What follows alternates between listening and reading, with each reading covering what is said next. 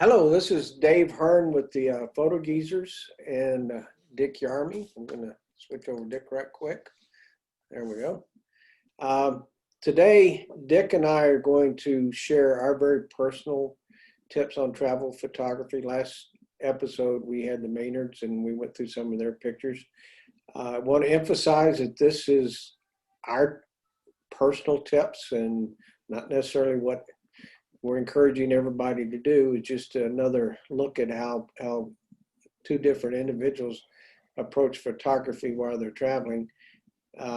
So with that, I think I'm just going to, Dick, you got any comments you want to make up front before I? No, I think you really hit it in the fact that it's very personal because some of us travel for the enjoyment of travel and happen to take pictures. And like in my case, I think I'm traveling just to take pictures. So, you know, the emphasis you put on it, and therefore how many of these tips really relate to you, you got to just take with a grain of salt, I guess, for lack of any other expression. Or maybe get an idea or two that you might want to try out. So with that, I'm going to share my screen. Before we move into the tips, I want to remind everybody that Sam Maynard has just recently renewed the bulletin board outside the library with her Trees Are Kin. I find it very useful for me because I love trees, exhibit to spend some time on and look at her captions, and I think she captured the nature of us and trees very well. With that, I'm going to move into first my tips. I call them the obsessive compulsive travel photo tips because I probably a little more obsessive compulsive in doing my travel photos than many people would be. I always start with research before I even go anywhere. Travel guides. I Google images on Google. I use Flickr. So if I'm going to go, say if I were to go to London, I would go and search for pictures for London. I think it's also very important before you start out to know what your camera can do. And there's a lot of features in those cameras that we may not access all the time, but it may prove to be very useful to you when you're on your trip. So, you know, preparing ahead of time, I think is important. And part of that preparation is to have a backup plan for your images. You don't want to spend several $1,000s on a trip and then somehow lose the photos that you took. Anybody who wants to talk about a backup plan, I'd be glad to discuss them with them, and I'm sure Dick would too.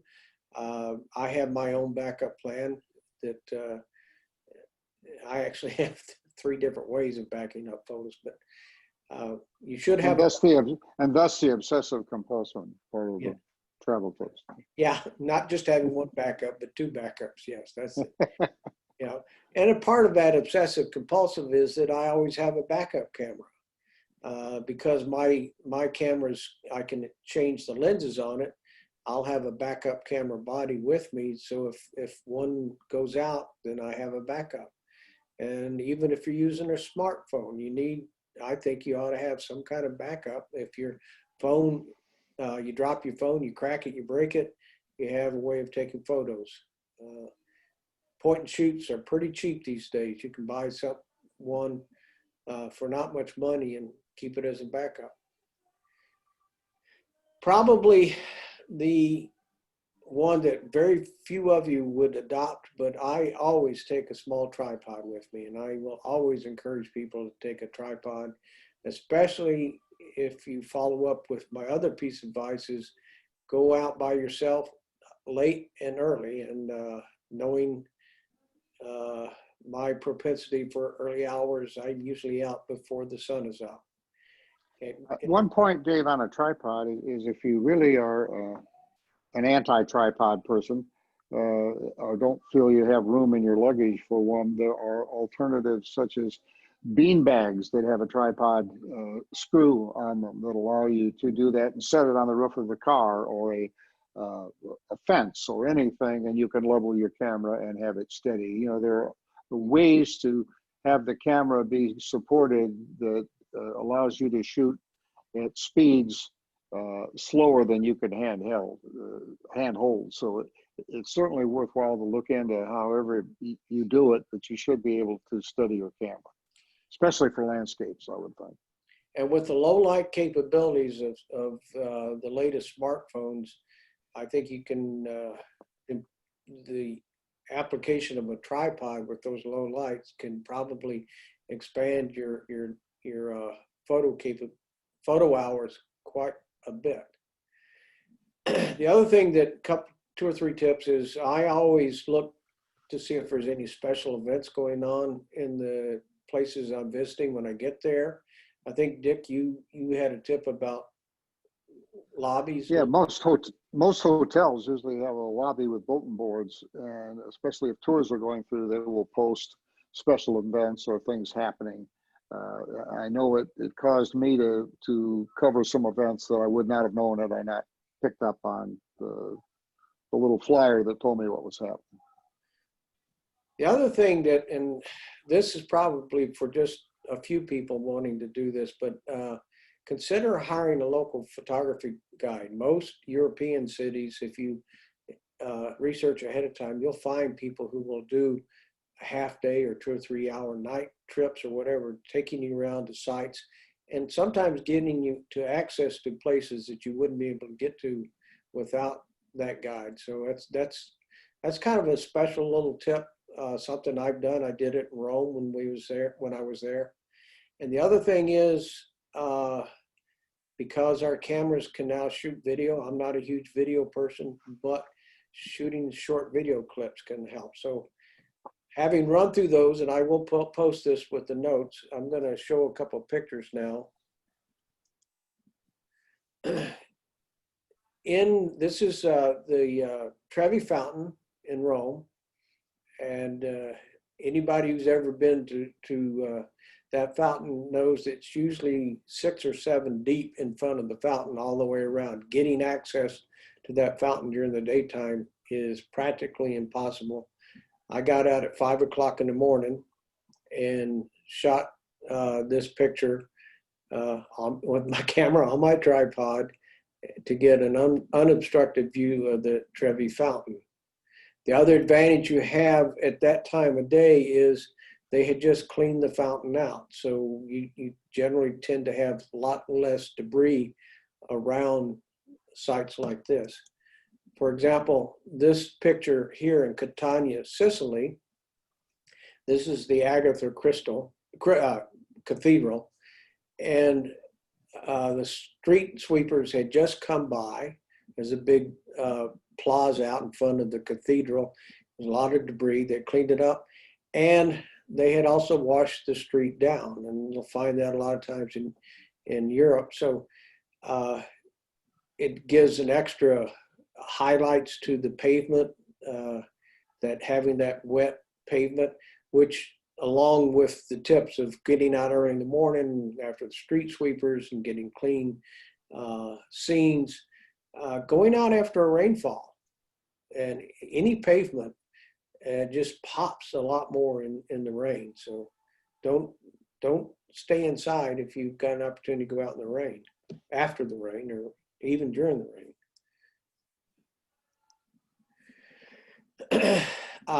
Again, early morning sunrise. This is Mazzaro Bay that's at the base of Taormina, Sicily.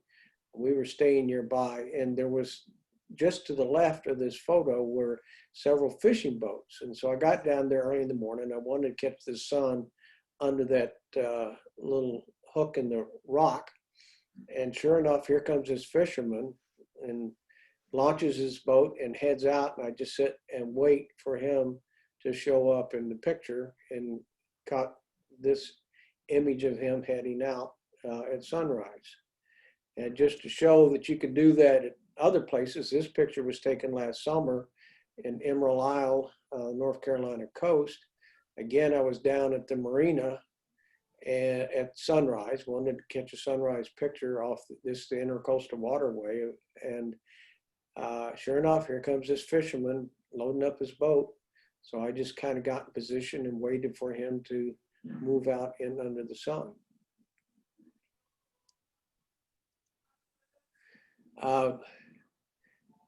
Market scenes are always fun. This is the fish market in Catania, Sicily.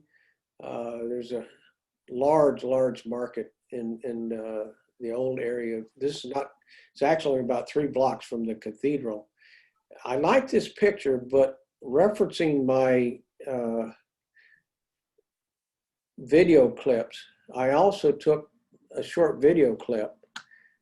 And to me, this is a case where having a short video clip can further add to your experience, especially when we share it with others.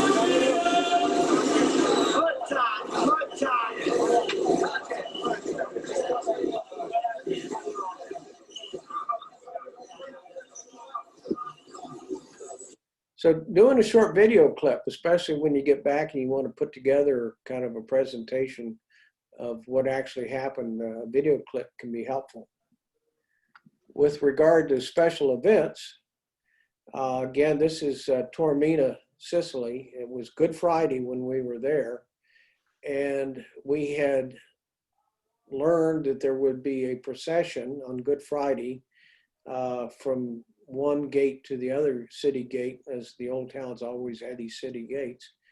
And I was able to position myself up on the steps of another church and waited for the procession to come by with the Ionian Sea in the background and kind of the classic, like you see in so many different movies, that the religious procession in a town.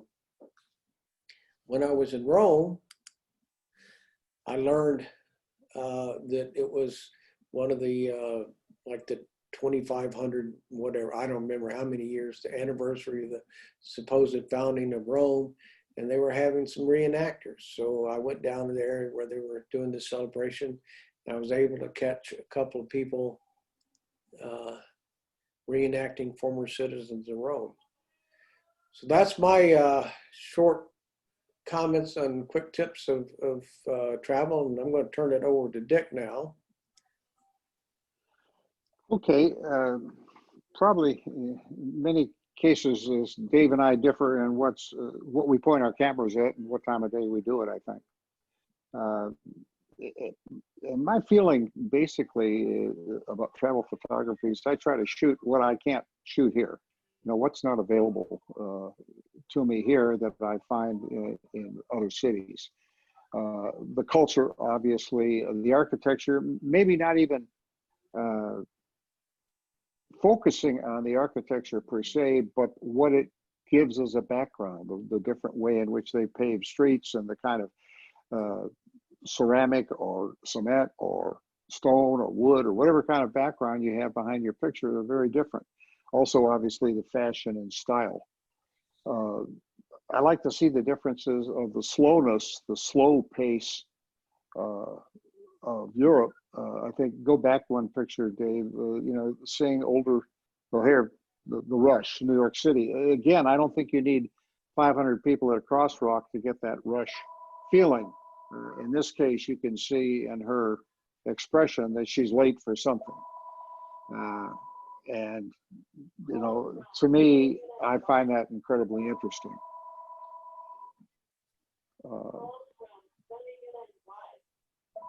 As soon as my robocall stops, some of the things people celebrate. Again, this is something I happened to find on the bulletin board of the hotel, that in the counties in Scotland on a certain day, they actually ride the boundaries of their county, the equestrians. And the thing that got my attention in this picture, again, the culture, the haves and the have-nots in the UK are always kind of profound. And here, people who obviously are friends from school, but from a totally different social strata, meeting each other. And the same in this picture of a hunting party. that does not look like a hunting party in Upper Michigan to me. That you would only find that in the United Kingdom. And just out of view, of course, is a very expensive Land Rover that they arrived in. Street musicians, to me, have always been very interesting and much more prevalent in Europe and in a lot of places in the United States, like New Orleans. I think I've got some street musician shots, David. This lady, and some of you may have seen a picture that I've exhibited before, the little girl behind her playing a drum. I was quite tickled one day in watching TV to find out this lady had a speaking part in Treme, which was a movie, a made-for-TV movie that played several years after I took this picture. But the dynamics you get, I think a little further along, Dave, I've got people joining in here in Europe. This is in Arles, France. That's right in front of the Van Gogh Cafe, which you probably have seen in PBS broadcasts. I think when Viking sponsors, they happen to show that cafe. But amateur musicians just on Friday night show up everywhere and just put on shows. This is in, again, New Orleans. These are not performers. These are people from the crowd who were moved by the music and just start dancing. That's the kind of stuff that kind of grabs my attention when I travel. I've always been interested, coming from Detroit, where we had no public transportation. I've kind of been interested in transportation. I think I've got a shot. This would probably be mundane to people who come from a lot of cities, but a bus to me is unique because for a city the size of Detroit, we had hardly any because they wanted you to own 4 cars. The subways, I think, in New York are an enormous, to me, very interesting place to shoot. This isn't really a panorama, it's just a cropped out shot, but here are all these people living their own life, doing their own thing. It's almost as if it was set up as a triptych, and it was hard to pass by without shooting that. Streetcar in New Orleans. These are one of the ones that have controls in the front and the back. They get to the end of the line, the conductor gets up and moves and goes back the other way. And I just enjoyed this family just boarding. To me, again, caught my attention because I love photographing people. What else do I have, Dave? Oh, weddings that are pretty by invite only and pretty personal in the United States. This is in Rome. Now, if you could imagine this happening in New York, Chicago, or Detroit, you wouldn't. But people would bring their entire wedding celebration to the street. And again, I found that incredibly interesting, the difference in the culture. Is that all I got, I think? You had this one here. Again, trying to show the hustle and bustle of New York City, to me, doesn't always have to be a crowd. I think the moving van, to me, told the story. That's taken out the front door of the TikTok diner, which happens to be right across the street from Penn Central. It's just the idea that you can generate energy and excitement in a place without really shooting crowds or shooting what I would call wide shots. You can do a lot of it with close-ups. I think it's commerce. I can't imagine a U.S. merchant taking the trouble to put all this stuff out every day when they open their shop. And with as many tourists as there are, I doubt if she leaves it out all night. It's just a different way of selling your wares. I took the picture mainly not to show that. I got a kick out of the live face amongst all the ceramic faces, and photographed it for that reason. But again, it's just a totally different culture and a totally different way of life. Dave, is that it on mine? Yeah, I think so. There was, again, this was kind of your outline. I will have this also in the notes. Okay, do you want me to cover my tips, or do you have some tips you want to cover first? I already did my tips. Okay, well, one is, again, it depends on how interested you are in photography in relation to your travel, but my rules always wear a camera. There are so many great small cameras now that make it very easy to never say, gee, I wish I brought my camera. I think you'll see that the photography bugs that you've grown up with the big heavy DSLRs and 15 lenses aren't going to truck them around on a tour. It just becomes too much work. Dave pretty well showed from his point of view how to pick a day, time of day to match his needs. And that's really important. In my case, as a street guy, sometimes that's a conflict. The time that the people are doing what I want them to see is just a horrible time to take pictures. It might be from 11 to 2. So you have to find a way to make that work. And basically, sometimes that takes homework. Sometimes maybe when you're home, you have to learn to shoot in unflattering light.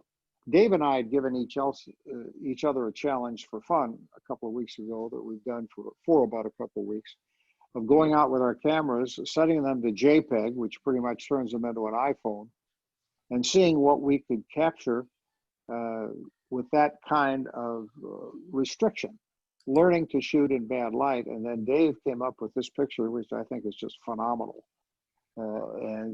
This is out of the camera. This is what he saw, this is what he photographed, and this is what he got at about noon, when both of us had probably told you in various photo clubs, don't take pictures at noon.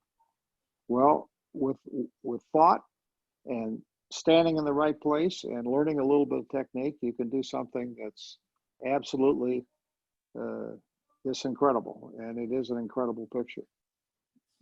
The last thing is iPhone users can turn off your ears because you've already got this built in. But for those of you using a camera, it's kind of an old cliche of F8 and be there. Be there is obvious, finding something of interest and putting yourself in that position. But the F8 means get your camera set to where something from, say, 6 feet to infinity, anything in there will be in focus. You've pretty much turned your expensive camera into a point and shoot, so that when something happens in front of you, you can take a picture of it and know that you've captured it. When you're working with the people outside, I've always found a good rule is don't invade their space. Don't get too close. And communicate with your eyes. Many times there's a language barrier.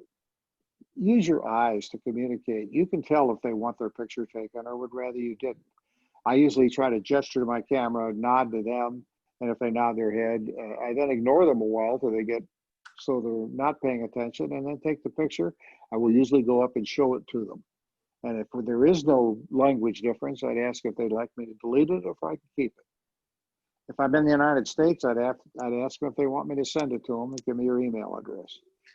The only thing I would add to that, if you're doing street performers anywhere, after you've taken their picture, it usually is the polite thing to put something in their hat or basket or whatever. Definitely, and I'll often, if I think they would encourage them to let me take their picture, I might tip beforehand. But I think it's definitely, because they're there to make money. If you're taking up that space in the front of the crowd, you're keeping somebody else from putting money in their hat. So with that, I'm going to stop the sharing my screen unless you have something else, Dick. No, I don't. I think I've. There we go. Okay. So like I said at the beginning, these are just things that we pay attention to when we're out shooting, and there's overlap between Dick and I, and there's also divergence because I'm more of a landscape and less a street person, and Dick shoots more street, and it's what we enjoy. And just like with the Maynards last week, they shoot what they enjoy, and they have a specific purpose of recording memories for themselves when they come home. And in the end, that's what you're trying to do, just record some memories. I think one other note was that I felt that the travel pictures that the club turned in were incredibly good. They're really enjoyable to look at, and I hope everybody really enjoys the slideshow as much as we enjoy the pictures that go into it. I would say that special travel slideshow I put out, I've got more remarks back on that particular slideshow than any we have issued in the last 2 or 3 years. Most of you may or may not realize there's quite a few people beyond the club who are on the distribution list. And I heard from several of the people about that slideshow and how much they enjoyed it. So thank you all. Yeah. Thank you. And with that, we'll say goodbye until the next Photo Geezers. We're not sure right now what the topic will be. But in the meantime, get your cameras out, go shoot. We got fall coming. And if you have ideas for topics or things you wish we'd cover, please don't hesitate to drop us a note. So everybody have a good week and weekend, and see you soon. Bye now. Bye-bye.